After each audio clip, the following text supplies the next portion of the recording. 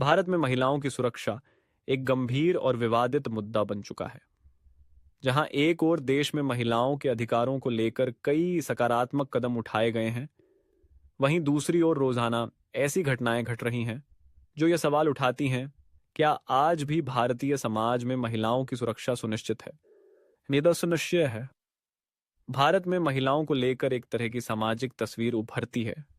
एक ऐसी तस्वीर जिसमें महिलाएं परिवार और समाज के केंद्र में होती हैं, लेकिन साथ ही कई बार उन्हें असुरक्षा और भेदभाव का सामना भी करना पड़ता है। पिछले कुछ दशकों में महिलाओं के अधिकारों को लेकर कई कानूनी बदलाव हुए हैं, लेकिन क्या ये बदलाव सच्चे अर्थों में महिला सुरक्षा को मजबूत करने में सफल हुए हैं? आपने कई बार सुना होगा कि महिलाएं सार्वजनिक स्थानों पर अकेले जाने से डरती हैं, रात के समय बाहर नहीं निकलती, और यहां तक कि अपने घरों में भी उन्हें हिंसा और मानसिक उत्पीड़न का शिकार होना पड़ता है। यही नहीं, बलात्कार, घरेलू हिंसा और छेड़खानी जैसी घटनाएं तो एक आम विषय बन चुकी हैं। लेकिन क्या हम उन कारणों पर गौर करते हैं जो इस असुरक्षा को जन्म देते हैं? आइए बात करें बलात्कार के मामलों की। 2012 में दिल्ली में हुए निर्भया कांड ने पूरी दुनिया को हिलाकर रख दिया था। यह एक ऐसी घटना थी जिसने भारतीय समाज को झकझोर दिया और महिलाओं के खिलाफ हिंसा को लेकर नए कानूनों का निर्माण किया। हालांकि इन कानूनी बदलावों के बावजूद ऐसे मामले लगातार बढ़ते जा रहे हैं। क्या यह हमारी पुलिस और न्यायिक व्यवस्था की कमजोरी है, या फिर यह हमारी मानसिकता में बदलाव की जरूरत का संकेत है? फिर बात करते हैं घरेलू हिंसा की। कई बार महिलाएं घर के भीतर भी शारीरिक और मानसिक उत्पीड़न का शिकार होती हैं।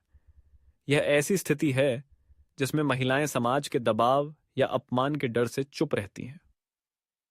भारत में घरेलू हिंसा के मामलों में वृद्धि हो रही है, और यह एक ऐसी स्थिति है जिसे कम से कम हम अपनी जिंदगी में आसानी से नजरअंदाज नहीं कर सकते। इसके अलावा भारत में कार्यस्थलों पर महिलाओं के खिलाफ उत्पीड़न का मुद्दा भी बहुत गंभीर है। चाहे वो किसी सरकारी दफ्तर में काम करने वाली महिला हो या फिर निजी क्षेत्र में काम कर रही हो, कार्यस्थल पर महिलाओं को उत्पीड़न का शिकार होना बहुत आम हो गया है। कती है, इन मामलों में कानून की कोई न कोई खामी होती है जो महिला कर्मचारियों को सही न्याय पाने में रुकावट डालती है।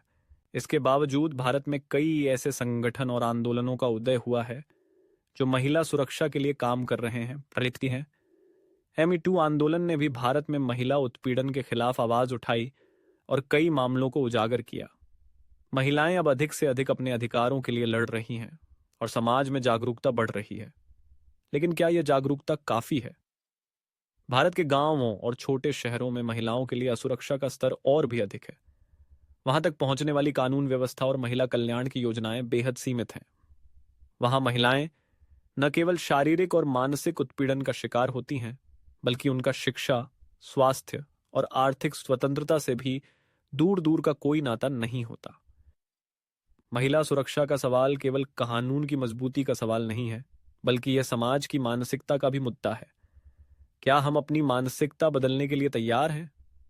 क्या हम महिलाओं को केवल एक सामाजिक जिम्मेदारी के रूप में नहीं, बल्कि एक स्वतंत्र और समान नागरिक के रूप में देखने के लिए तैयार हैं?